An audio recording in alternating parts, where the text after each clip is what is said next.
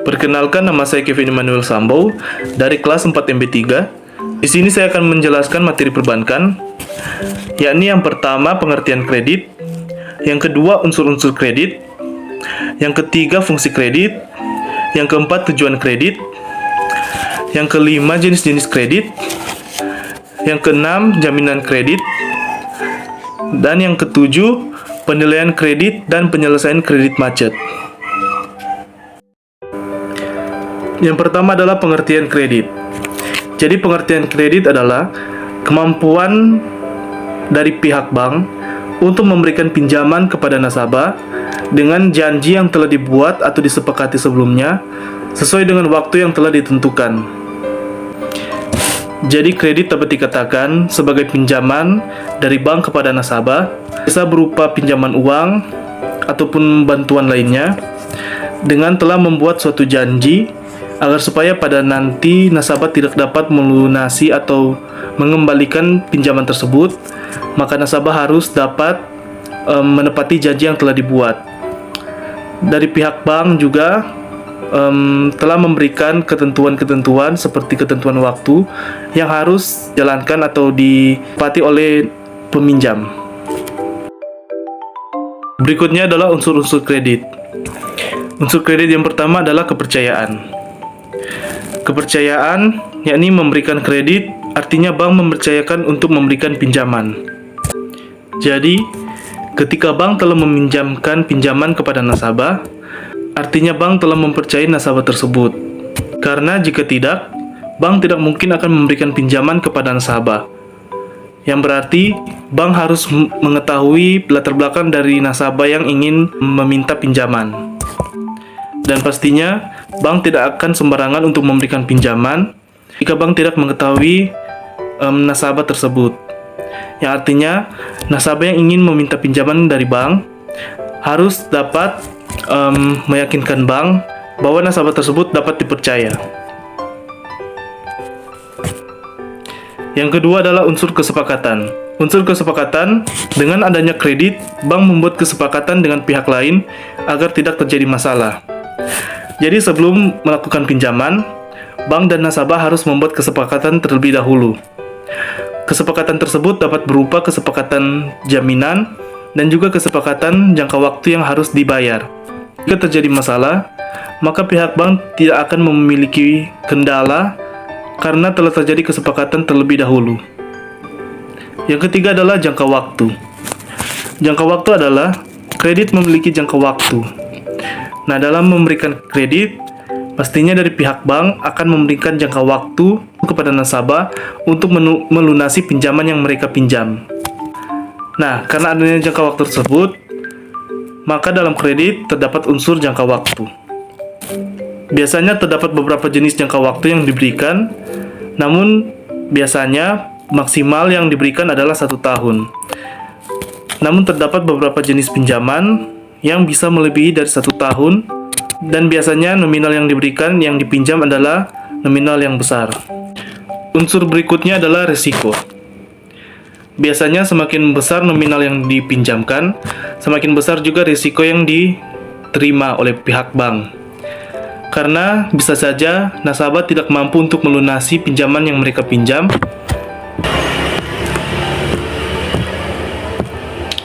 atau mungkin mereka dapat menunggak pembayaran yang semestinya harus dibayar sebelum jatuh tempo. Itulah mengapa dari pihak bank harus meminta kesepakatan dengan nasabah, dan pihak bank juga harus memberikan ketentuan kepada nasabah. Unsur berikutnya adalah balas jasa. Bank memberikan kredit kepada nasabah, dan nasabah harus memberikan balas jasa kepada bank. Biasanya dalam hal ini, balas jasa yang diberikan nasabah kepada bank adalah ketika saat membayar pinjaman yang dipinjam. Dalam setiap pembayaran, bank telah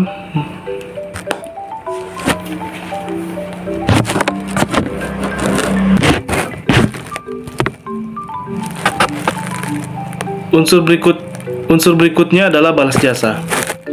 Bank memberikan kredit kepada nasabah, dan nasabah harus memberikan balas jasa kepada bank.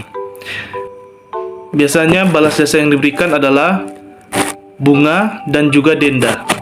Jadi, bank memberikan pinjaman kepada nasabah, dan pada saat nasabah ingin mengembalikan atau membayar setoran kepada bank, maka nasabah juga harus membayarkan bunga yang sudah ditetapkan oleh bank. Begitu juga jika nasabah telat atau lewat dalam pembayaran, maka nasabah juga harus membayar denda kepada bank. Unsur berikutnya adalah kreditur. Kreditur adalah orang yang memberikan kredit atau peminjam kredit. Sedangkan debitur adalah orang yang menerima kredit. Dan unsur yang terakhir adalah jaminan. Jaminan merupakan kesepakatan yang disepakati jika satu pihak ada yang melanggar janji. Jadi biasanya ketika saat melakukan pinjam-meminjam, maka dari pihak bank akan mengajukan kesepakatan dengan nasabah, dan biasanya kesepakatan tersebut adalah berupa jaminan yang harus diberikan kepada bank jika nasabah tersebut tidak bisa membayar atau melunasi pinjaman yang dipinjam. Berikutnya adalah tujuan kredit. Tujuan kredit yang pertama adalah untuk memperoleh keuntungan. Hasil keuntungan ini bisa diperoleh dalam bentuk bunga yang diberikan nasabah kepada bank sebagai balas jasa, ataupun biaya administrasi kredit yang diberikan kepada nasabah. Jadi, dengan memberikan kredit, bank bisa memperoleh keuntungan dari nasabah melalui bunga ataupun denda yang dibayarkan oleh nasabah. Tujuan kredit yang kedua adalah membantu usaha nasabah. Dengan memberikan kredit kepada nasabah, bank dapat membantu nasabah dalam meningkatkan usaha mereka, ataupun jika ada nasabah yang ingin atau baru memulai usaha. Dengan meminjam kepada bank, maka nasabah tersebut dapat dibantu dalam menjalankan usahanya. Dan tujuan kredit yang ketiga adalah membantu pemerintah. Jika bank ingin memberikan pinjaman kepada nasabah, dan nasabah tersebut meminjam pinjaman kepada bank untuk memulai usaha, maka secara tidak langsung bank telah membantu pemerintah dalam hal menaikkan perekonomian negara. Karena akan semakin banyak UMKM yang akan dibangun jika bank membantu para nasabah dalam membuka usaha atau menjalankan usaha mereka. Berikutnya adalah fungsi kredit. Fungsi kredit yang pertama adalah meningkatkan daya guna uang. Artinya, uang yang ada di dalam bank dapat dipergunakan sehingga dapat meningkatkan daya guna uang tersebut. Jadi uang tidak hanya akan stuck di satu tempat, tetapi akan terus direalokasikan agar supaya dapat meningkatkan daya guna uang tersebut. Fungsi kredit yang kedua adalah meningkatkan peredaran uang. Dengan memberikan pinjaman kepada nasabah, maka dapat meningkatkan peredaran uang yang ada di Indonesia. Fungsi kredit yang ketiga adalah memotivasi kemajuan usaha. Dengan pinjaman yang diberikan bank kepada nasabah, dapat memotivasi nasabah untuk melanjutkan usaha mereka ataupun membuat usaha baru. Fungsi kredit yang keempat adalah meningkatkan stabilitas ekonomi. Seperti yang tadi telah disebutkan, bahwa semakin banyak pinjaman yang diberikan bank kepada nasabah, maka akan semakin banyak usaha-usaha baru yang akan dibangun, sehingga hal itu dapat meningkatkan stabilitas ekonomi. Karena UMKM yang ada di Indonesia akan semakin meningkat, sehingga kasus kemiskinan bisa lebih mereda. Dan fungsi kredit yang terakhir adalah merevolusi pola pikir masyarakat Indonesia. Saat ini, banyak dari masyarakat Indonesia berpikir jika ingin memulai usaha, maka modal yang dikeluarkan adalah melalui kantong sendiri.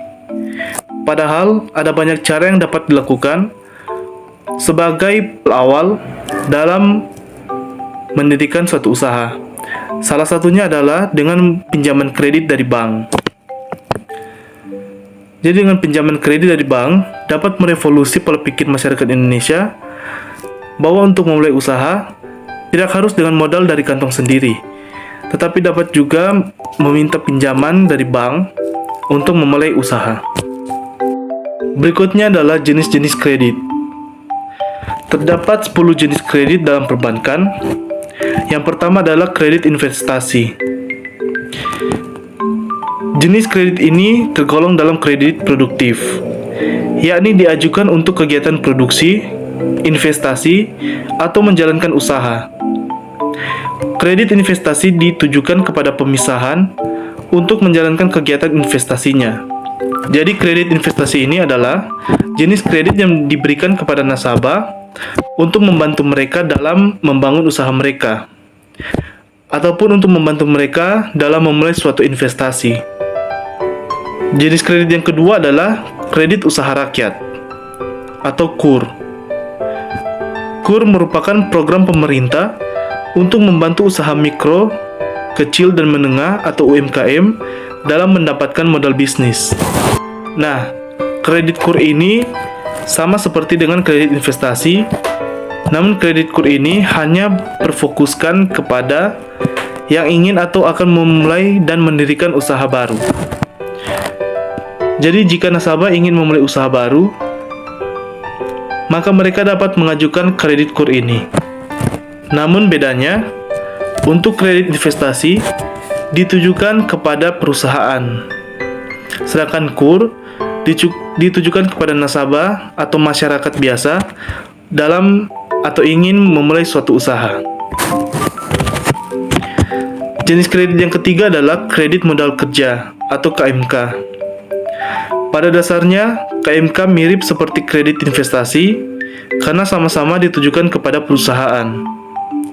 Perbedaannya terletak pada jangka waktu yang diberikan dalam melunasi kredit. Jenis kredit yang keempat adalah kredit perumahan. Bank juga menyediakan kredit perumahan untuk membantu nasabah yang ingin memiliki properti seperti rumah, ruko, gedung, dan sebagainya. Jenis yang kelima adalah kredit kendaraan bermotor. Kredit ini diberikan kepada nasabah untuk membeli sepeda motor. Jenis yang keenam adalah kredit rekening koran. Program ini memberikan hak kepada nasabahnya untuk melakukan penarikan dana dari rekeningnya sebagai bentuk pinjaman.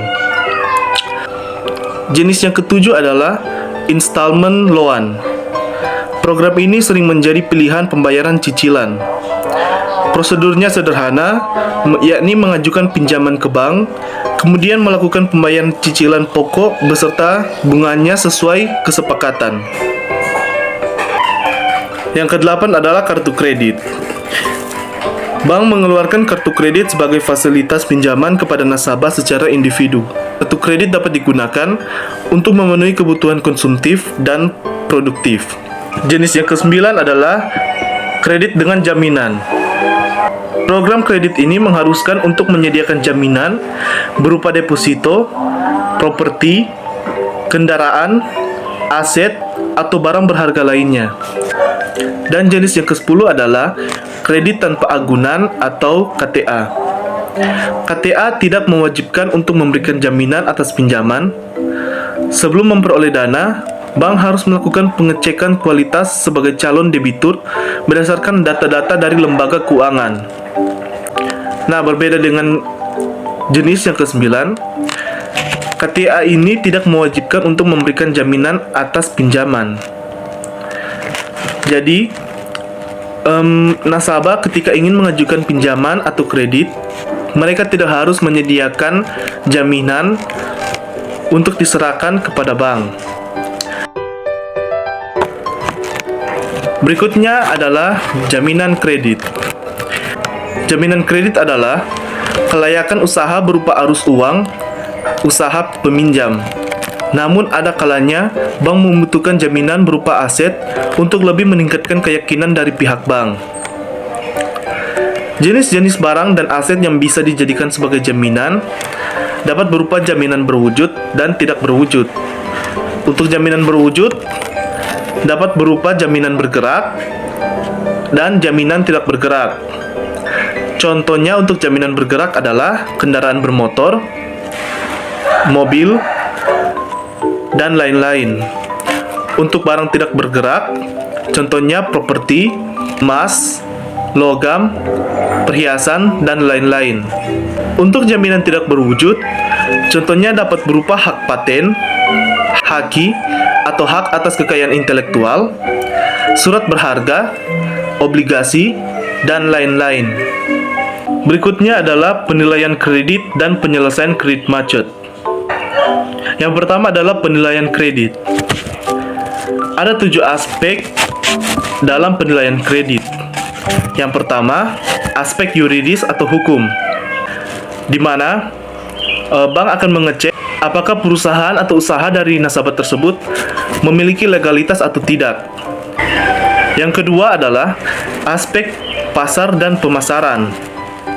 Aspek pasar dan pemasaran adalah besar kecilnya permintaan atas produk. Yang menjadi penilaian bank yang kedua adalah aspek pemasaran. Bank akan menilai apakah usaha dari nasabah tersebut berjalan dengan baik atau tidak. Jika bank melihat tingkat permintaan produk dari nasabah tersebut rendah, maka bank tidak akan memberikan pinjaman kepada mereka. Karena bank takutnya nasabah tersebut tidak dapat melunasi pinjaman mereka. Aspek yang ketiga adalah aspek keuangan, yakni bank akan menilai atau mencari tahu terlebih dahulu sumber-sumber dana yang dimiliki oleh nasabah. Aspek yang keempat adalah aspek teknis atau operasi. Aspek ini berkaitan dengan produksi. Jadi bank akan melihat bagaimana cara kita memproduksi atau menjalankan usaha kita. Aspek yang kelima adalah aspek manajemen. Biasanya bank akan menilai apakah ada anggota-anggota dari organisasi atau perusahaan nasabah tersebut yang kemungkinan namanya sudah tidak cukup baik dalam perbankan. Dan aspek yang ketujuh adalah aspek AMDAL, di mana bank akan menganalisis atau mencari tahu terlebih dahulu lingkungan yang berada di sekitar nasabah atau calon peminjam kredit. Nah, yang kedua adalah penyelesaian kredit macet. Ada beberapa tahap atau cara dalam penyelesaian kredit macet. Yang pertama adalah rescheduling atau membuat jadwal kembali, yakni memperpanjang jangka waktu kredit atau angsuran. Jika nasabah tersebut tidak dapat mengembalikan pinjaman atau kredit yang diberikan oleh bank kepada nasabah dalam waktu yang telah ditentukan, maka nasabah tersebut dapat mengajukan rescheduling kepada bank untuk memperpanjang jangka waktu pembayaran pinjaman yang dipinjamkan bank kepada nasabah tersebut. Yang kedua adalah recondition, atau bank mengubah persyaratan yang ada. Jadi, ketika nasabah sudah tidak dapat melunasi pinjaman yang diberikan, maka bank dapat membuat atau mengubah ketentuan yang sudah disepakati bersama sebelumnya agar mempermudah nasabah dalam mengembalikan pinjaman dari bank. Yang ketiga adalah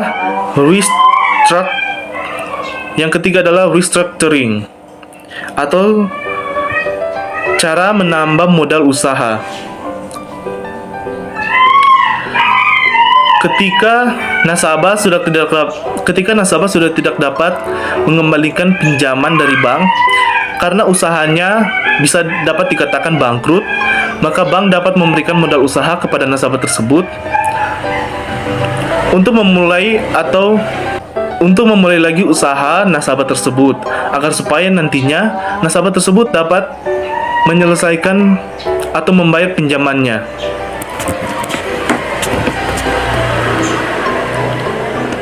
Yang keempat adalah kombinasi, di mana kombinasi ini merupakan kombinasi dari ketiga cara yang telah disebutkan di atas tadi.